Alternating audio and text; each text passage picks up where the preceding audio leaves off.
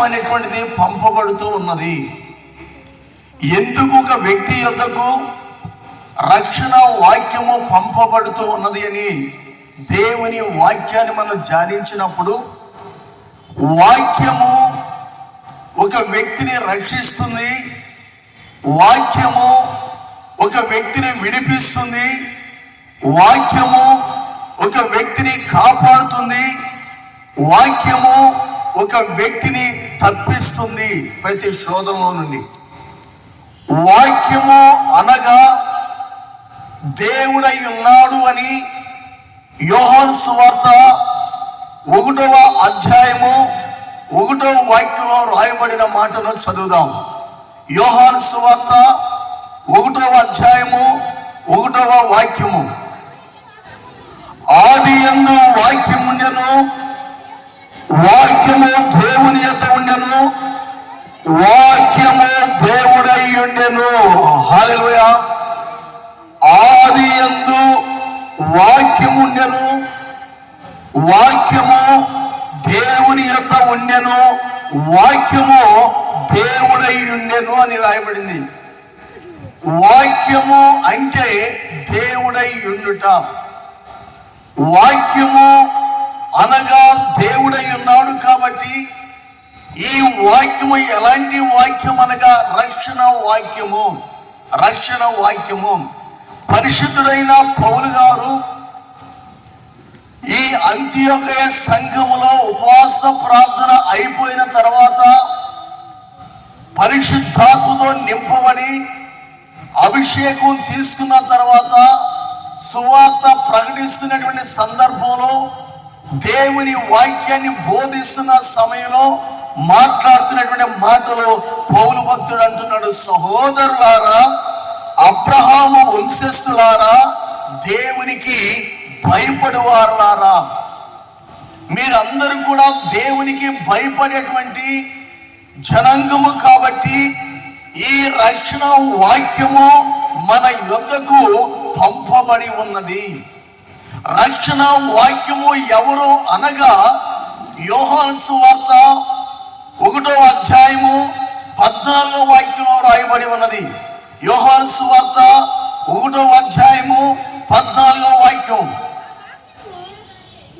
ఆ వాక్యము శరీరధారి అయి కృపా సత్య సంపూర్ణుడుగా మన మధ్య నివసించెను. గట్టిగా స్తోత్రాలు చెప్దాం. హల్లెలూయా.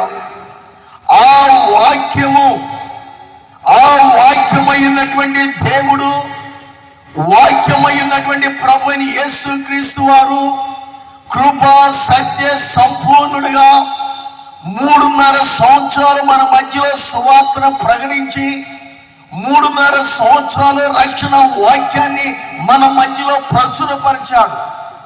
ఆ రక్షణ వాక్యాన్ని అందించడానికి కృపా సత్య సంపూర్ణుడిగా ఈ లోకానికి వచ్చి 33.5 సంవత్సరాలు ఆయన జీవించాడు.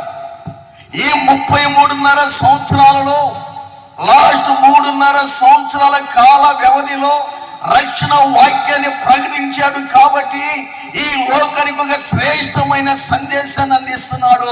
లూకాసు సువార్త 19వ అధ్యాయం 10వ వాక్యాన్ని చదువుదాం. లూకాసు సువార్త 19వ అధ్యాయం 10వ వాక్యం. లూకాసు సువార్త 19వ అధ్యాయం 10వ వాక్యం. నశించిన దానిని వెదకి రక్షించుటకు మనుష్య కుమారుడు వచ్చినని మీతో చెప్పెను. హల్లెలూయా. నశించిన దానిని, నశించిపోతున్నటువంటి వ్యక్తి యొద్దకు, నశించిపోతున్న కుటుంబం యొద్దకు దేవుడు రక్షణ వాక్యాన్ని పంపించాడు. ప్రియ దైవజనంగా రక్షణ వాక్యం ఉదాహరణగా మనం గమనిస్తే అపోస్తలుల కార్యాలు 3వ అధ్యాయంలో శృంగారం అనే దేవాలయం మనకు తెలుసు. పుట్టుకతో కుంటివాడు ఉన్నాడు.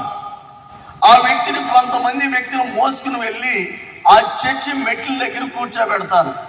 ప్రతిరోజు కూడా ఆ వ్యక్తి భిక్షాటన చేస్తాడు. ఈ భిక్షాటం చేస్తున్నప్పుడు ఎవరికి తోచిన సహాయం వారు అందిస్తారు. వెళ్ళిపోతున్నాడు. అదే శృంగారమును దేవాలయంలో టైంలో చర్చిలో ప్రార్థన చేసుకోవాలని ఇద్దరు శిష్యులకి, ఇద్దరి అపోస్తులకి ఆత్మ ప్రేరేపించబడింది. పరిశుద్ధుడైన పేతురు, పరిశుద్ధుడైన యోహాను. ఈ ఇద్దరు కూడా ఒక తీర్మానం చేసుకున్నారు. ప్రతిరోజు మనం చర్చికి వెళ్ళి ప్రార్థన చేసుకుందాం 3 గంటల సమయానికి. ఆ రోజు తెల్లని దుస్తులు ధరించుకున్నారు, మందిరంలోనికి వెళ్తున్నారు ప్రార్థన చేసుకోవడానికి. ఈ పుట్టుకతో కుంటివాడు అంటున్నాడు, అయ్యా నాకు ధర్మం చేయండి అని అడిగాడు. పేతురు ఆ వ్యక్తి వైపు తేరి చూస్తున్నాడు. ఈ పుట్టుకతో కుంటివాడు కూడా పేతురు జేబు వైపు చూస్తున్నాడు. ఇద్దరు కూడా మంచి తెల్లటి దుస్తులు ధరించారు. మందిరానికి వెళ్ళటానికి చక్కగా సిద్ధపడ్డారు. వారి ముఖాలలో ముఖకాంతి వెలుగు ప్రకాశిస్తుంది. వారు ధనవంతులుగా కనిపిస్తున్నారు. ఏదైనా ఎక్కువ సహాయం చేస్తారని ఈ పుట్టుకతో కుంటివాడు ఈ పేతురు జేబు వైపు చూస్తున్నాడు. వెంటనే పేతురు భక్తుడు అన్నాడు, అయ్యా మా దగ్గర వెండి లేదు, బంగారం లేదు నీకు ఇవ్వటానికి ఈ సమయంలో. కానీ మేము కలిగి ఉన్నది ఒకే ఒకటి కలిగి ఉన్నాం. మేము ఒకే ఒకటి కలిగి ఉన్నాం. అది ఏమిటి అంటే నజరేయుడైన యేసు క్రీస్తు నామమును మేము కలిగి ఉన్నాం. నజరేయుడైన యేసు క్రీస్తు నామమును మేము కలిగి ఉన్నాం. కాబట్టి యేసు క్రీస్తు నామమున నువ్వు లేచి నడవమని ఆజ్ఞాపించి చేతిని అందించాడు. వాడు దిగ్గున లేచి నడుస్తూ గంతులు వేస్తూ ప్రభువుని గణపరిచాడు. హల్లెలూయా. కానీ తను సహాయం చేయాలంటే ఒక 100 రూపాయలు ఇవ్వచ్చు, లేకపోతే ఒక $1 ఇవ్వచ్చు, ఆ రోజుల్లో లేకపోతే ఒక నాణ్యం ఇవ్వచ్చు. కానీ తను ఏమన్నాడు అంటే మా దగ్గర వెండి లేదు, ఈ టెంపరీ బ్లెస్సింగ్స్ 70-80 సంవత్సరాలు మనం బ్రతుకుతాం, తర్వాత మనం చనిపోతాం. ఈ ఆశీర్వాదాలు టెంపరీ, తాత్కాలికమైన ఆశీర్వాదాలు. కానీ తను ఏ ఆశీర్వాదాలు ఇచ్చాయంటే పర్మనెంట్ బ్లెస్సింగ్స్, శాశ్వత కాలము ఉండేటువంటి ఆశీర్వాదాలు. ఈ భూలోకంలో మనల్ని ఆశీర్వదిస్తాడు ఆ ప్రభు. మనం చనిపోయిన యుగ యుగాలు దేవుని రాజ్యంలో మనం ఉంటాం. కాబట్టి ఆ యుగ యుగాలు దేవుని రాజ్యంలో ఉండటానికి దేవుడు మనల్ని ఆశీర్వదించడానికి అలాంటి ఆశీర్వాదాలని ఈ పరిశుద్ధుడైన పేతురు గారు పరిచయం చేశాడు. మేము కలిగినది ఒకే ఒకటి, అదేమిటంటే నజరేయుడైన యేసు క్రీస్తు నామమున నడవమని చెప్పాడు. ఇక్కడ వాక్యం మనం గమనిద్దాం. ఫర్ ఎగ్జాంపుల్, తాను డబ్బుని సహాయం చేయలేదు, బంగారాన్ని సహాయం చేయలేదు, వెండిని సహాయం చేయలేదు. కానీ తాను ఏమి సహాయం చేశాడంటే జీవము కలిగిన దేవుణ్ణి ఇంట్రొడ్యూస్ చేశాడని ఇంగ్లీష్ బైబిల్ అయితే చక్కగా తీపితనంగా ఉండేది అనమాట. అది చెప్పటానికి యేసు క్రీస్తు నామాన్ని, ప్రభు అయిన యేసు క్రీస్తు యొక్క నామాన్ని పరిచయం చేశాడంటని. పరిచయం చేసినప్పుడు వెంటనే తాను ఏం చేశాడంటే రిసీవ్ చేసుకున్నాడు అంటని. ఇంట్రొడ్యూస్ చేశాడు, రిసీవ్ చేసుకున్నాడు. అంటే ఇతను పరిచయం చేశాడు. పరిచయం చేసినప్పుడు వెంటనే అంగీకరించాడు, యాక్సెప్ట్ చేశాడంట.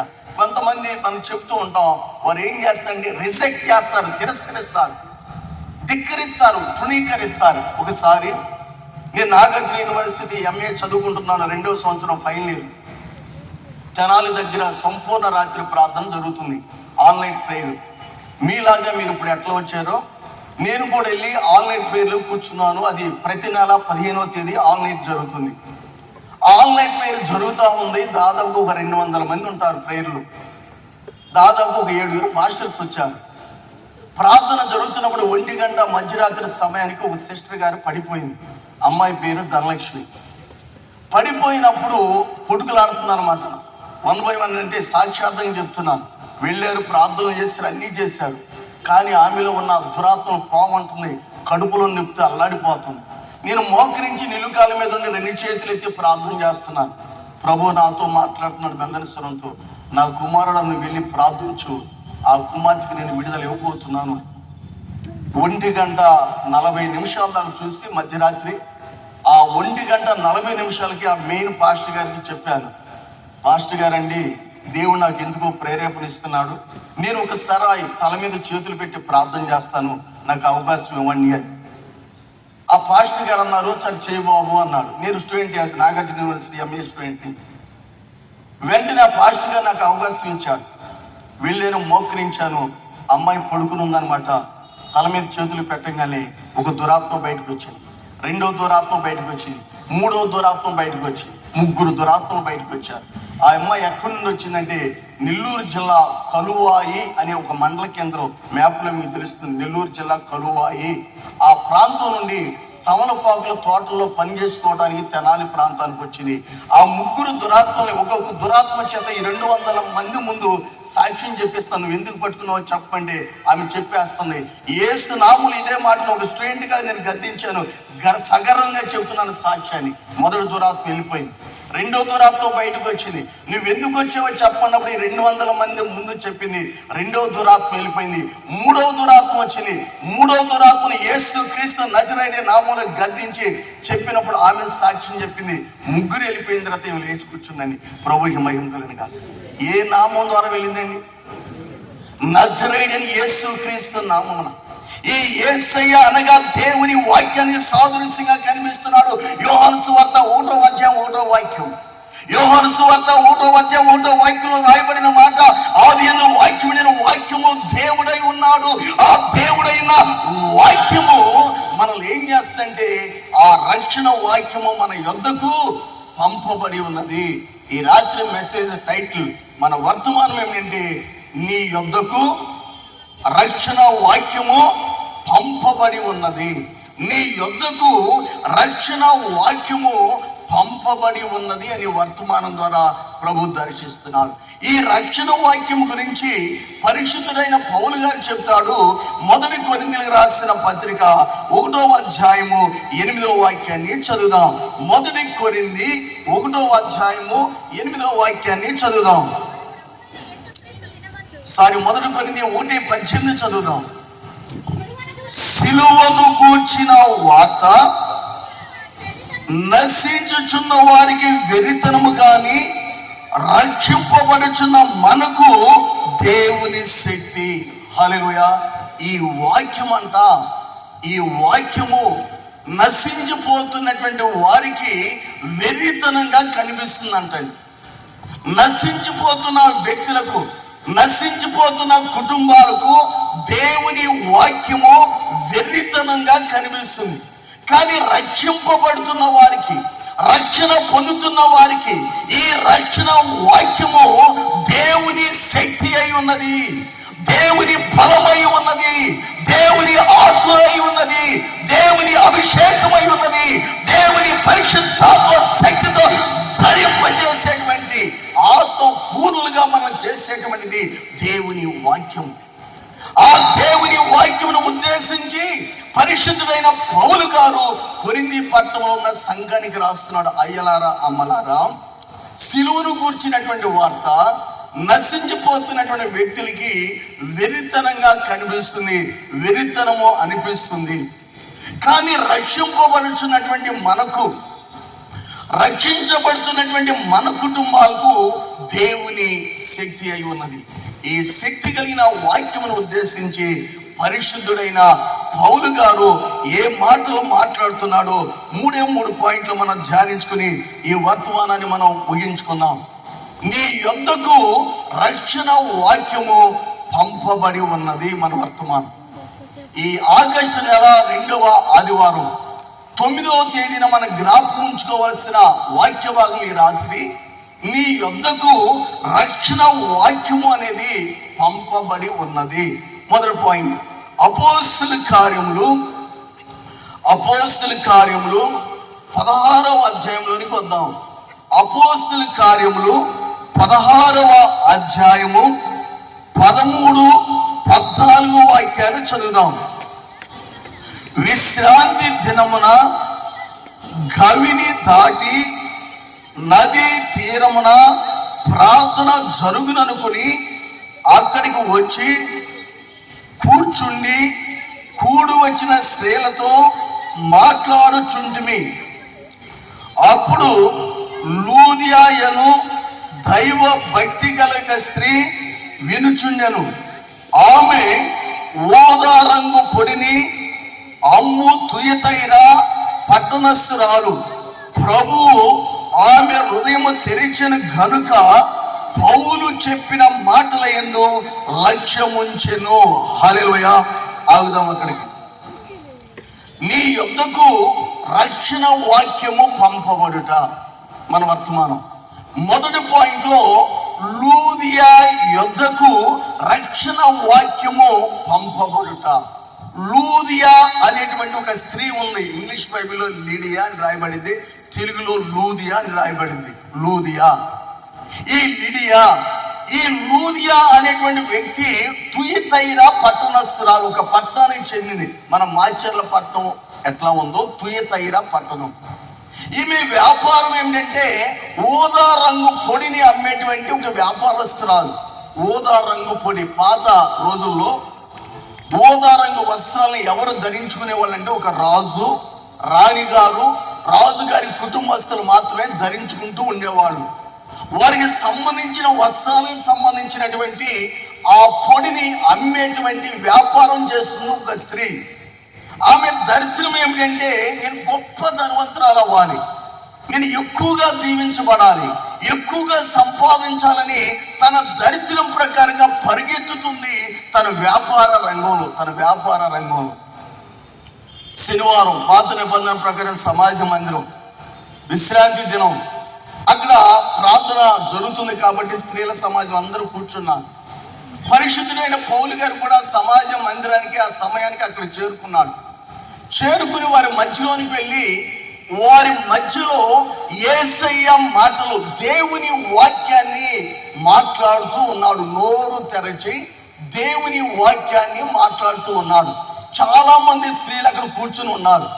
కానీ అందరూ కూర్చున్నారు, అందరూ పౌలు గారు చెప్పే మాటల యందు విశ్వాసం ఉంచేవారు విశ్వాసం ఉంచుతున్నారు, నమ్మకం ఉంచేవారు నమ్మకం ఉంచుతున్నారు, ఆ వాక్యాన్ని వినేటువంటి వారు వింటున్నారు. కానీ ఈ జన సమూహంలో ఈ లూదియా అనేటువంటి ఆ స్త్రీ, ఒక డబ్బు సంపాదించాలనే దర్శనం కలిగినటువంటి ఒక స్త్రీ, ఆమె హృదయాన్ని దేవుడు తెరచాడంట.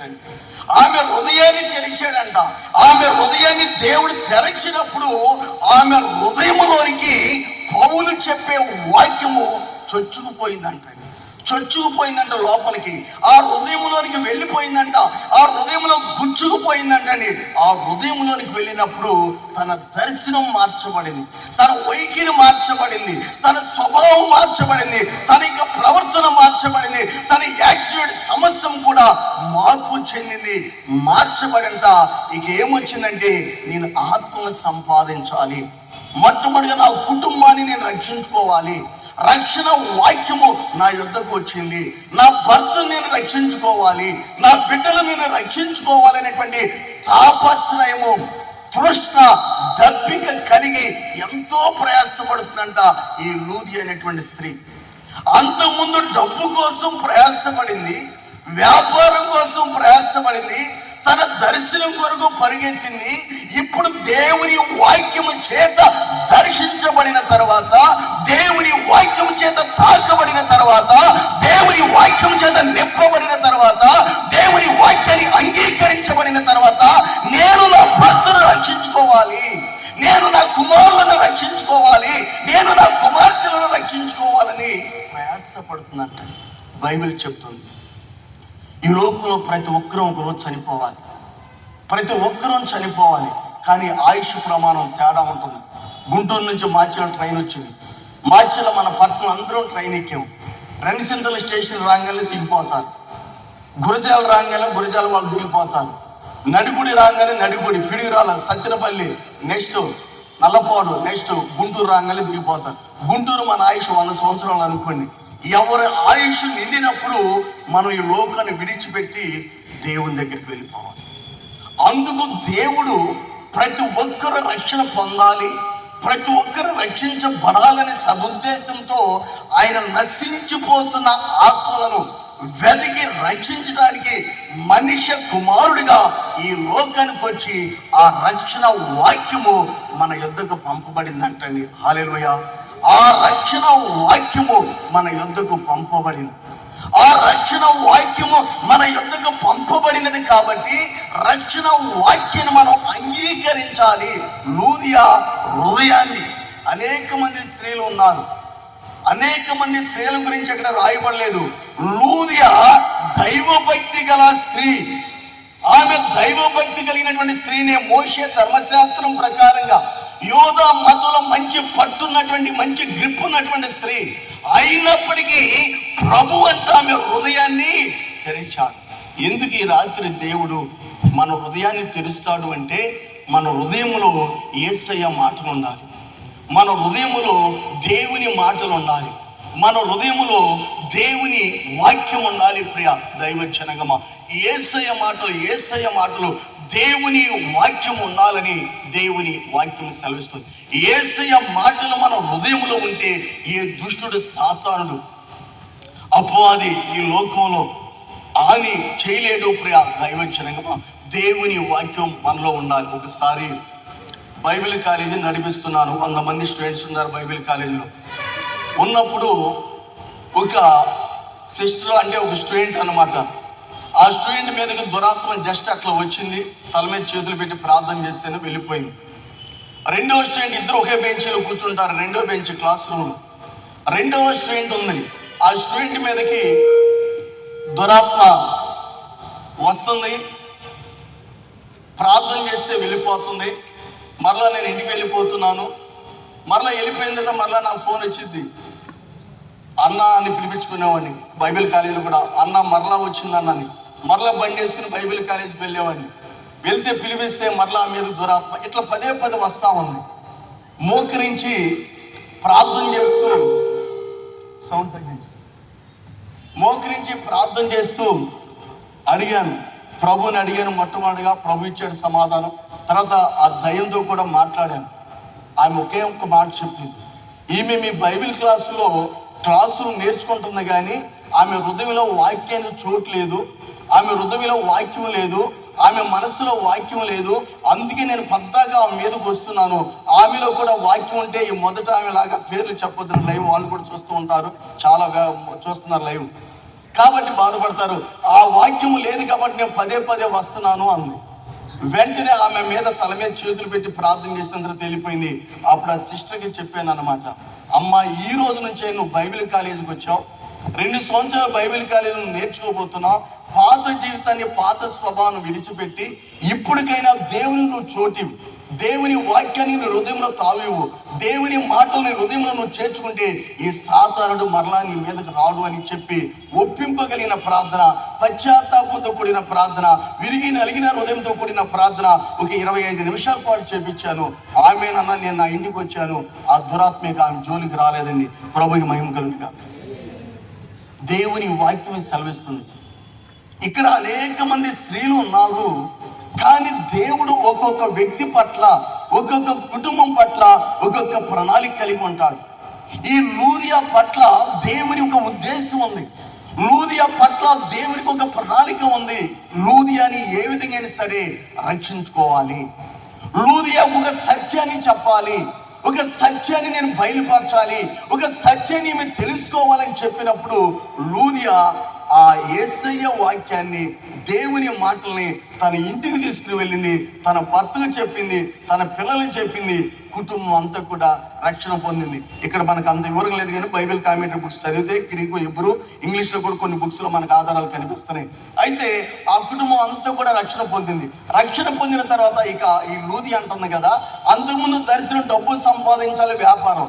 ఇప్పుడు అంటుంది సేవకులయ్యా మీరు మా ఇంట్లోనే ఉండండి, మా ఇంట్లోనే ఉండండి. ఈ మాసిదోనియా దేశం, ఫిలిప్పి పట్టణం, మా ఇంట్లోనే ఉండి ఈ చుట్టుప్రక్కల మీరు సేవ చేయండి, మా చుట్టుప్రక్కల ప్రాంతాల్లో మీరు సేవ చేయండి, మీకు ఆతిథ్యం ఇస్తాను, భోజనం వండి పెడతానని వారిని బలవంతం చేసినప్పుడు ఈ సేవకుల టీం వారి ఇంట్లోనే ఉండి చుట్టుప్రక్కల సువార్త ప్రకటించారు. లూదియా అనేక సంఘాలను స్థాపించిందంటండి, చరిత్రలో రాయబడింది. గట్టిగా స్తోత్రాలు చెప్దాం. హల్లెలూయా.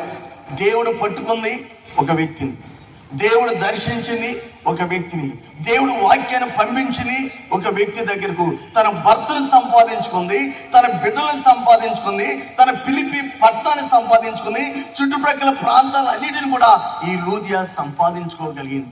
ఈ రాత్రి మన గ్రౌండ్లో పాల్గొన్న ప్రతి ఒక్కరిని ప్రభు దర్శిస్తున్నాడు. నీ ఇంటికి రాత్రి దేవుని వాక్యాన్ని పంపిస్తున్నాడు.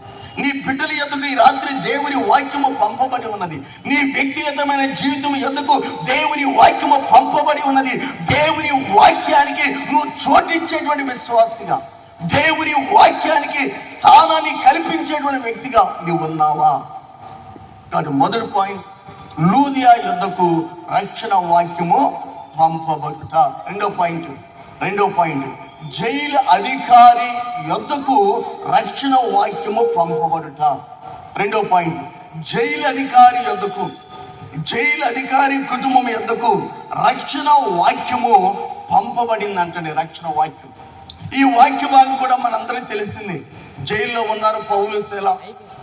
వారు అర్ధరాత్రి పాటలు పాడుతూ ప్రభుని స్తుతిస్తున్నారు. పెద్ద భూకంపం వచ్చింది.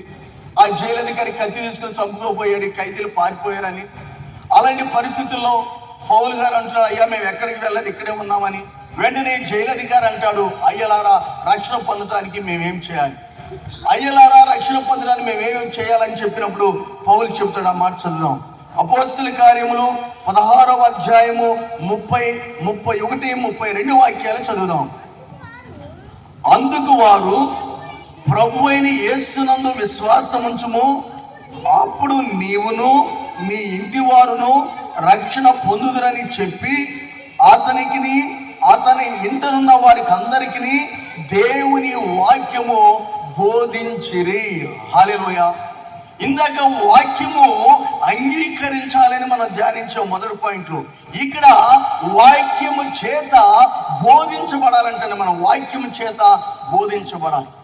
జైలు అధికారి ఏమన్నాడంటే, అయ్యలారా రక్షణ పొందటానికి మేమేం చేయాలి? రక్షణ గురించి అడుగుతున్నాడు పౌలు, శీలను. రక్షణ పొందటానికి మేము ఏం చేయాలని అంటున్నప్పుడు వారు అంటున్నారు కదా, నీవు విశ్వాసం ఉంచమని మొట్టమొదటిగా మాట్లాడారు.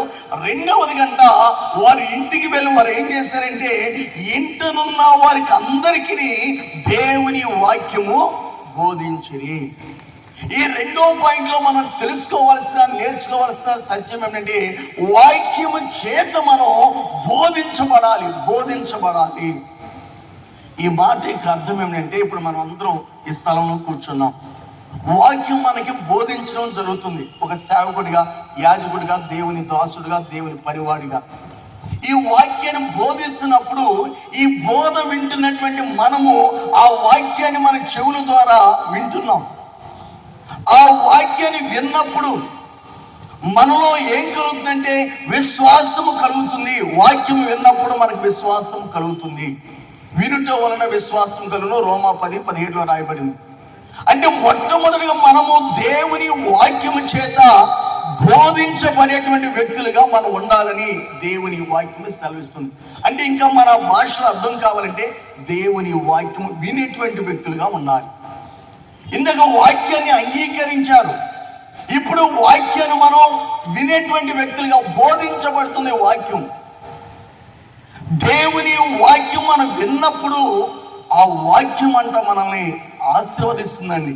పాత నిబంధనలో చూస్తే ద్వితీయోపదేశకాండం చదవదు కానీ 28వ అధ్యాయం 1వ వాక్యం, నీ దేవుడైన యెహోవా వాక్కును శ్రద్ధగా విని దాన్ని అనుసరించి నడిచినలా భూమి మీదనున్న సమస్త జనముల కంటే కూడా నేను మిమ్మల్ని హెచ్చిస్తాను అన్నాడు దేవుడు పాత నిబంధన. ద్వితీయోపదేశకాండం 28వ అధ్యాయము 1వ వాక్యం నుండి 14వ వాక్యం వరకు నోట్ చేసుకుని మనం ఖాళీగా ఉన్నప్పుడు ఇంటి దగ్గర చదివితే 12 రకాల ఆశీర్వాదాలు అక్కడ రాయబడి ఉన్నవి. ఆ వాక్యము మనకి బోధిస్తున్నప్పుడు, ఆ వాక్యము ప్రకటిస్తున్నప్పుడు, ఆ వాక్యము చెప్పబడుతున్నప్పుడు ఆ వాక్యాన్ని మనం శ్రద్ధగా ఆలకించేటువంటి వ్యక్తులుగా ఉండాలి. పాత నిబంధన. నూతన నిబంధనలో ఇప్పుడు ఈ జైలు అధికారి కుటుంబంలోనికి సేవకులు ఇద్దరు వచ్చారు, పౌలు గారు, శీల గారు. వారి ఇద్దరు వచ్చి వారికి దేవుని వాక్యమును గురించి నేర్పిస్తున్నారు, లేక వాక్యాన్ని బోధిస్తున్నారు, వాక్యాన్ని వివరిస్తున్నారు, వాక్యాన్ని తెలియజేస్తున్నారు. తెలియజేస్తున్నప్పుడు వాక్యం విన్న తర్వాత అంట వారందరూ కూడా 33లో రాయబడింది, వెంటనే అతడును అతని ఇంటి వారందరూ బాప్తిస్మం పొందిరి. హల్లెలూయా. వాక్యము విన్నటువంటి వ్యక్తి, అతని కుటుంబము వాక్యము విన్నది కాబట్టి వారందరూ కూడా బాప్తిజం పొందినట్లుగా, రక్షణ పొందినట్లుగా, రక్షించబడినట్లుగా దేవుని వాక్యం సెలవిస్తుంది. ఇప్పుడు ఈ ఇంటి యొద్దకు దేవుడు ఎవరిని పంపించాడంటే రక్షణ వాక్యాన్ని పంపించాడు. నా మొదటి పాయింట్లో ఇండివిజువల్, వ్యక్తిగతంగా లూదియా యొద్దకు రక్షణ వాక్యం పంపబడింది. ఇప్పుడు రెండు కుటుంబంలోనికి రక్షణ వాక్యము పంపబడింది. కుటుంబంలో ఎంతమంది ఉన్నారు? భర్త, భార్య, దేవుడు వారిని ఆశీర్వదిస్తే పిల్లలు. 128వ కీర్తన 1వ వాక్యం నుండి 3వ వాక్యం వరకు.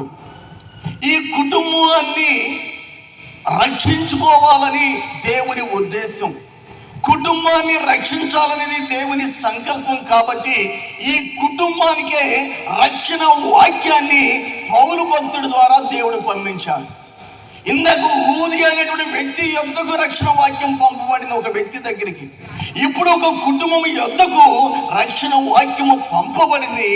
వాక్యాన్ని విన్నటువంటి వారందరూ కూడా రక్షించబడ్డారని దేవుని వాక్యం సెలవిస్తుంది. కాబట్టి రెండో పాయింట్లో మనం నేర్చుకోవాలి, మనము వాక్యాన్ని వినేటువంటి వ్యక్తులుగా ఉండాలి. ఈరోజు 9వ తారీఖు, రేపు 10వ తారీఖు. 10వ తారీఖు ఏముంటుందండి ఇక్కడ? గట్టిగా కుటుంబ ఆశీర్వాదకుడికి. రేపు కూడా మన ఆన్లైన్ ఫ్యామిలీ మనందరూ భోజనాలు ఏర్పాటు చేస్తున్నారు. రేచల్ అమ్మ గారు కూడా ఇక్కడ ఉంది, వాళ్ళ టీం అంతా కూడా. రేపు కూడా ప్రార్థన ఉంది ఇక్కడ. 2 రోజులు నేను మోకరించి ప్రార్థన చేస్తున్నాను గత కొన్ని రోజులుగా. ప్రభా, ఈ 2 రోజులు వర్షం వచ్చింది కదా, అప్పుడు దేవుడు మాట్లాడుతూ వచ్చాడు. తెల్లవారుజాము 3 గంటల ప్రార్థనలో ఈ రాత్రి వాక్యం గురించి మాట్లాడమన్నాడు. మరి మీలో ఎవరితో దేవుడు మాట్లాడుతున్నాడో నాకైతే తెలియదు. ప్రభు చెప్పమన్నాడు, ప్రసంగం చేస్తున్నాను. లైవ్లో పాల్గొన్న వారు అనేక మంది ఉన్నారు. లైవ్లో వీక్షిస్తున్న వారిని కూడా దేవుడు ఎవరిని దర్శించనయ్యున్నాడు. ఈ రాత్రి వాక్యం మీద ప్రసంగం చేయమన్నాడు, రేపు ప్రార్థన మీద ప్రసంగం చేయమన్నాడు. మన కుటుంబాలు ప్రార్థన ద్వారా కట్టబడాలి. మన కుటుంబ వ్యవస్థ నెంబర్ 1 పాయింట్ వాక్యం చేత కట్టబడాలి. మన కుటుంబంలో మొట్టమొదటిగా వాక్యం ఉండాలి ఒక వ్యక్తికి. రెండవది కుటుంబానికి ఏముండాలంటే వాక్యం ఉండాలి. ఇప్పుడు జైలు అధికారి ఇంటికి ఎవరు వచ్చారు? సేవకులు వచ్చి ఆ ఇంట్లో వారు అందరూ కూర్చోబెట్టి వారికి ఏం బోధిస్తున్నారండి? గట్టిగా చెప్పండి, ఏం బోధిస్తున్నారు? వాక్యం బోధిస్తున్నారు. కాబట్టి రేపు సాయంకాలం 6:30 గంటలకి మన ఈ స్థలంలో, ఈ మిస్సమ్మ హాస్పిటల్ గ్రౌండ్లో కుటుంబ ఆశీర్వాద కూడిక జరుగుతుంది. కాబట్టి మీరు మీ కుటుంబ సమేతంగా రేపు సాయంకాలం 6:30 గంటలకల్లా మీరు ఎర్లీగా వస్తే, మన ప్రేయర్ కూడా ఎర్లీగానే 9కే క్లోజ్ చేస్తాను. తర్వాత అందరికీ ప్రేమైందు మన ప్రిన్సిపల్ మేడం గారు, విజయభాస్కర్ గారు, ఆరాధ్య వారి కుటుంబం ద్వారా నడిపించబడుతున్న ఆన్లైన్ ఫ్యామిలీ ప్రతి నెల 10వ తేదీన మనకి ప్రేమ విందు ఏర్పాటు చేస్తున్నారు. ఈ నెలలో కూడా వారు రేపు రాత్రి ప్రేమ విందు ఏర్పాటు చేయబోతున్నారు. కాబట్టి దేవుని వాక్యం సెలవిస్తుంది. 1, వ్యక్తిగతంగా దేవుని వాక్యం మన యొద్దకు పంపబడుతుంది. 2, కుటుంబం యొద్దకు దేవుని వాక్యము, రక్షణ వాక్యము పంపబడుతుంది. కానీ రెండవదిగా మనం అప్లై చేసుకోవాలి, అన్వయించుకోవాలి. మన వ్యక్తిగతంగా మన ఇంట్లో ఉన్న వారందరికీ దేవుని వాక్యం గురించి అవగాహన ఉందా? మన ఇంట్లో ఉన్న వారందరికీ దేవుని వాక్యం గురించిన విశిష్టత, ప్రాముఖ్యత వారికి తెలుసా? మన ఇంట్లో ఉన్న వారందరికీ వాక్యంలో ఉన్న సత్యం తెలుసా? మన ఇంట్లో ఉన్న వారందరికీ వాక్యంలో ఉన్న మర్మాలు తెలుసా? ఆ వాక్యము తెలియకపోతే వారికి మనం ఏమి వివరించాలంటే, వాక్యాన్ని వివరించాలంటని, వాక్యాన్ని బోధించాలంటని, వాక్యాన్ని చెప్పమని రాత్రి ప్రభు మనం బ్రతిమలాడి మరి ప్రభు దర్శిస్తూ మనతో మాట్లాడుతున్నారు. లూదియా ఇంట్లో ఒక వ్యక్తి వాక్యం వింది, తన ఇల్లు అంతటిని కూడా సంపాదించుకుంది. రెండవది, జైలు అధికారి ఇంట్లోనికి సేవకులు వచ్చి వాక్యాన్ని బోధించారు. ఆ వాక్యం విన్నటువంటి వారందరూ కూడా రక్షణ పొందారు. 1 వ్యక్తిగతంగా, 2 కుటుంబ పరంగా. నెక్స్ట్ 3వ పాయింట్, చర్చి, సంఘం కూడా దేవుని వాక్యం చేత దర్శించబడాలి. ఒక మాట చదివి ముగించుకుందాం. అపోస్తల కార్యముల గ్రంథం, అపోస్తల కార్యముల పుస్తకం, అపోస్తల కార్యములు 17వ అధ్యాయంలో, అపోస్తల కార్యాలు 17వ అధ్యాయము 10-11 వాక్యాలు చదువుదాం. వెంటనే సహోదరులు రాత్రి వేళ పౌలును శీలను బెరయకు పంపించిరి. వారు వచ్చి యూదుల సమాజ మందిరంలో ప్రవేశించిరి. వీరు తెస్సలోనికలో ఉన్న వారి కంటే ఘనులయుండిరి గనుక ఆసక్తితో వాక్యమును అంగీకరించి పౌలును శీలయును చెప్పిన సంగతులు అలాగున్నవో లేవో అని ప్రతి దినమును లేఖనమును పరిశోధించుచు వచ్చిరి. హల్లెలూయా. 3వ పాయింట్, బెరయ సంఘము యొద్దకు రక్షణ వాక్యము పంపబడుట. బెరయ సంఘము, ఈ చర్చి పేరు బెరయ ప్రాంతంలో ఉంది, బెరయ పట్టణం ఉంది కాబట్టి బెరయ సంఘం అన్న. ఈ బెరయ సంఘము యొద్దకు రక్షణ వాక్యం పంపబడిందండి. సంఘము యొద్దకు రక్షణ వాక్యం. ఈ రక్షణ వాక్యాన్ని కూడా ఎవరు తీసుకొచ్చారు? పౌలు గారు తీసుకొచ్చాడు. లూదియా దగ్గరికి పౌలు గారు తీసుకొచ్చాడు. జైలు అధికారి ఇంటికి పౌలు గారు తీసుకొచ్చాడు. ఇప్పుడు బెరయ సంఘానికి కూడా వాక్యాన్ని పౌలు గారు తీసుకొచ్చాడు. పరిశుద్ధుడైన పౌలు గారు, అపోస్తుడైన పౌలు గారు. ఈ పౌలు గారు రక్షణ వాక్యాన్ని తీసుకుని వచ్చి ఆ వాక్యాన్ని ప్రకటిస్తున్నప్పుడు వారందరూ కూడా ఆసక్తితో దేవుని మాటలు విన్నారంటండి. ఎట్లా విన్నారండి? ఆసక్తి. కానీ 3వ పాయింట్లో మనం ఏం నేర్చుకోవాలంటే ఆసక్తి ఉండాలి మనకి. యేసయ్య మాటలు వినటానికి మనలో ఆసక్తి ఉండాలి. ప్రియ దైవజనం, ఆసక్తి ఉండాలి. మనకు ఆసక్తి ఉంటే దేవుని కొరకు ఎంత దూరమైన వెళ్తాం. మనకు ఆసక్తి ఉంటే ఎన్ని గంటలైన బైబిల్ చదువుతాం. మనకు ఆసక్తి ఉంటే ఎంత సమయమైన మోకరించి ప్రార్థన చేస్తాం. ఆసక్తి లేదు అనుకోండి, తెస్సలోనిక సంఘం కంటే కూడా ఈ బెరయ సంఘంలో ఉన్నటువంటి వారిలోనంట దేవుని పట్ల తృష్ణ, దప్పిక వారికి ఉన్నది. కాబట్టి ఆసక్తితో ప్రభువుని అంగీకరించి పౌలు చెప్పే మాటలు సరిగా ఉన్నవో లేవో వారు పరిశీలించి పరిశోధించి పరీక్షించేటువంటి వారని అక్కడ వాక్యంలో రాయబడింది. కానీ 3వ పాయింట్లో ఆసక్తిని మనం ధ్యానిద్దాం. ఆసక్తి అనేది మన జీవితాలకి చాలా ప్రాముఖ్యం. కొంతమంది పాటలు పాడటానికి ఆసక్తిని చూపిస్తూ ఉంటారు. మరి కొంతమంది ఇట్లా ప్రసంగాలు చేసేటప్పుడు బైబిల్ చదవటానికి ఆసక్తిని చూపిస్తూ ఉంటారు. మరి కొంతమంది మోకరించి గంటల తరబడి ప్రార్థన చేయడానికి ఆసక్తిని చూపిస్తూ ఉంటారు. మరి కొంతమంది ఎక్కువగా ఉపవాసాలు ఉండి ప్రార్థన చేయడానికి ఆసక్తి చూపిస్తూ ఉంటారు. మరి కొంతమంది ప్రసంగాలు చేయడానికి, వాక్యము ఇతరులకి ప్రకటించడానికి ఆసక్తి చూపిస్తూ ఉంటారు. కానీ వీరు, ఈ బెరయ సంఘంలో ఉన్నటువంటి వారు దేవుని వాక్యాన్ని సేవకులు కరెక్ట్గా చెప్తున్నారా లేదని పరిశీలించి పరీక్షించి పరిశోధిస్తూ ఆ వాక్యాన్ని వారు అంగీకరిస్తున్నారంటే, వాక్యాన్ని వారు రిసీవ్ చేసుకుంటున్నారంట. ఆసక్తితో వాక్యాన్ని వింటున్నారని ప్రభు వాక్యం సెలవిస్తుంది.